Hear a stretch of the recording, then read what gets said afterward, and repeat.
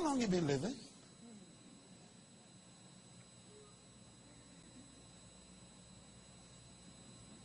Redeeming the time. Because he says, if you don't, you'll be foolish. The next statement, read it. But understand what the will of the Lord is. He shifts to purpose. He says, find out God's will for your life so you can stop wasting your time, your energy, your gifts, your talents, your wonderful, beautiful presence on the wrong people. The will of God is supposed to dictate your schedule. The will of God is supposed to dictate your company. Can you imagine that, sis? The will of God should tell you who to be with, who not to be with. And I told you the other night, some folks ain't going to like the fact that you don't want to be with them. It's okay to leave people. Not everybody's supposed to be with you. So stop trying to get everyone to like you. Choose your company based on your destiny. Jesus Christ chose his friends. He left his family and chose his friends. Some of you left your family and came to this church. Do you know why? Because I am good company. Hopefully. That you are being helped and elevated, encouraged and challenged to become great. Sometimes it's terrible to go home for some of you. Going home is a coming down. Because you got to be among people who are always complaining, finding fault, always negative. I mean, it's like you want to stay on the mountain. You have to protect your life. It says, understand the will of God. And then he says, and be not drunk with wine. Now, back there in Paul's day, they used to smoke reefer. I am sure they had opium in that part of the world. I'm sure they still do. They had marijuana. They had cocaine, etc. Now, we are amazing people. Eh? We outlaw marijuana, cocaine, and there's other stuff, but we legalize what Paul say.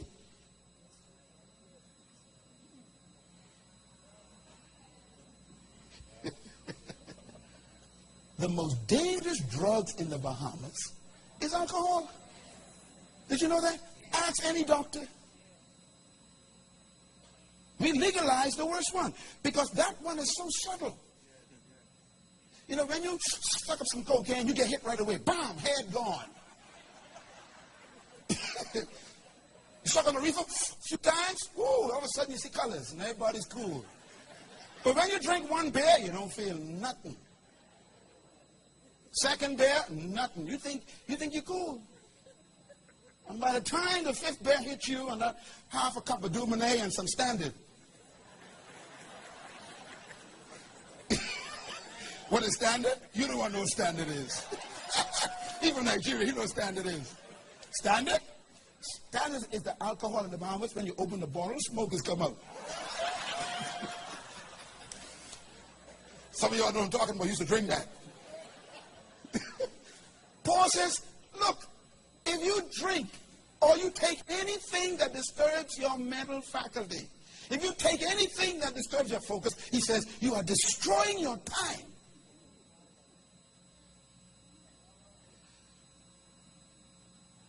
I've known people who were in base houses for weeks. A base house is a house where people go to take drugs with other drug users. They can spend months in there. Their life goes by.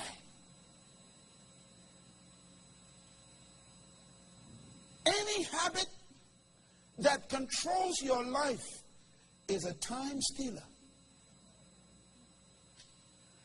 It may not be alcohol. It may not be drugs. It could be pornography.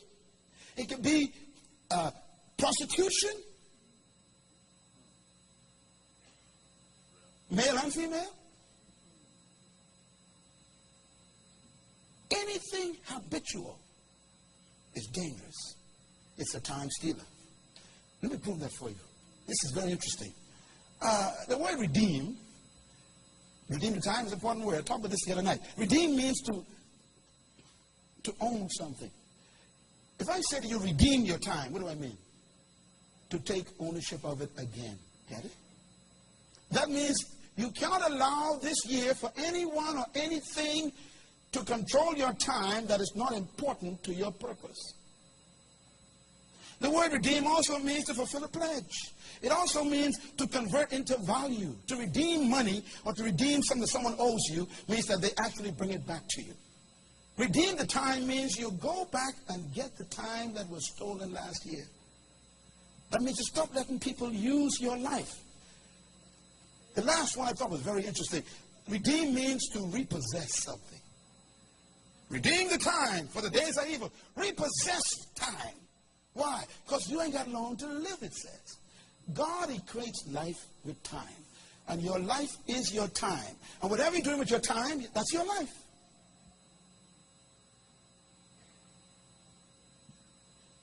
So anyone or anything that consumes your time is consuming your life.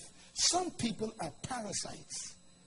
They suck your time. It's going to be a good year. You're going to repossess your life. Say it loud. I will repossess my life. How?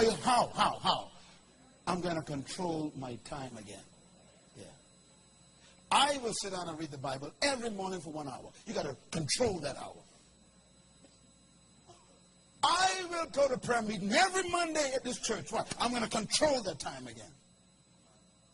I'm going to be at church at 9:30 to worship God as a corporate effort. Why? I want to control that time again. We've lost control. Redeem the time.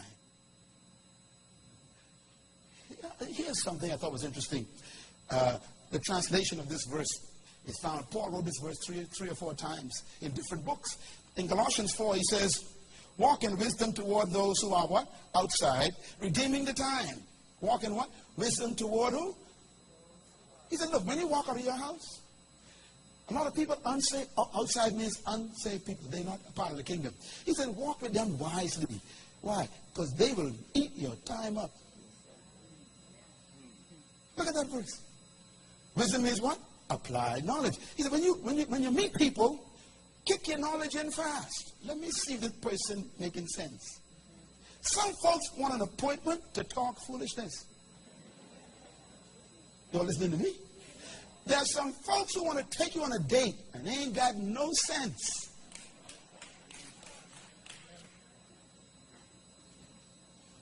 There are some people who want to marry you to spend the rest of their life parasitingly you. It's a new word. Sucking your life out of your life.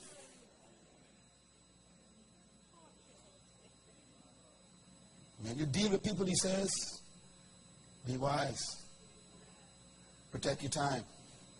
Say with me, protect your time. There's some friends who ain't friends. You know that. 2010 is the year to take stock, do some inventory, and throw some old things out of the warehouse. And it might be people. It might be habits. It might be a routine that ain't working. Look at this next verse. In Colossians 4:5, it says, read it for me. Be wise in the way you act toward outsiders. Make the most of every opportunity.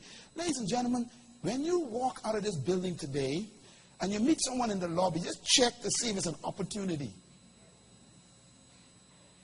Because not everything that presents itself to you is an opportunity. I discovered something about the devil. Write this down. The devil's greatest weapon is good things. What did I say? The devil's greatest weapon against the kingdom citizen is good things. See, the devil knows you ain't stupid enough to do bad things. So he won't tempt you to do bad things. You're too smart for that. So what he does is he gives you good things to do that are not right for you. Why? Because all the devil wants is your time. Because he knows your time is your life. Whew.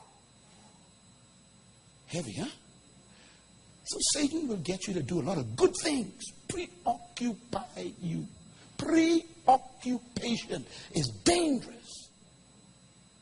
He will get you working on things that God never told you to do. And they are all good things. And when you're over, no one even knew you lived.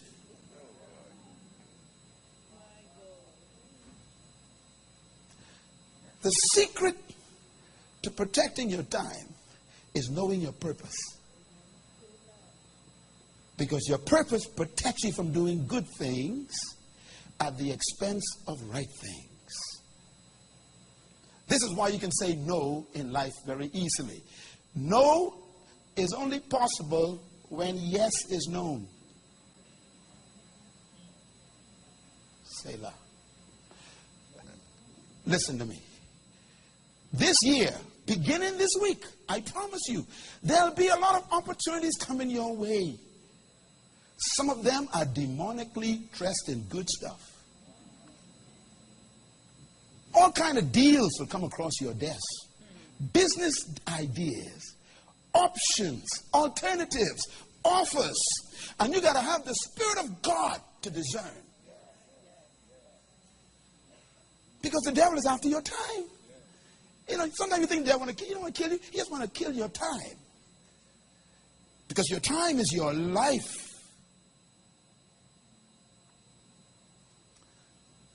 Worshiping God is a good thing. Isn't it? Well, King Saul tried that. You remember King Saul? King Saul was told by God to go into a city, take the city, and kill all the animals in the city. While they were killing the animals, he ran into some beautiful sheep. He told the soldiers, don't kill those ones. He says, I want to use them to worship God with. Wow. Now, is that a bad thing? That's a good thing. And the Bible says he brought the sheep back to the camp, and the prophet Samuel came to visit because the Lord told him to go and check what this man did. He was a king. And the prophet said to Samuel, did you obey the Lord? I mean to Saul, did you obey the Lord? And Saul says, yes, I obeyed the Lord. I did what the Lord said.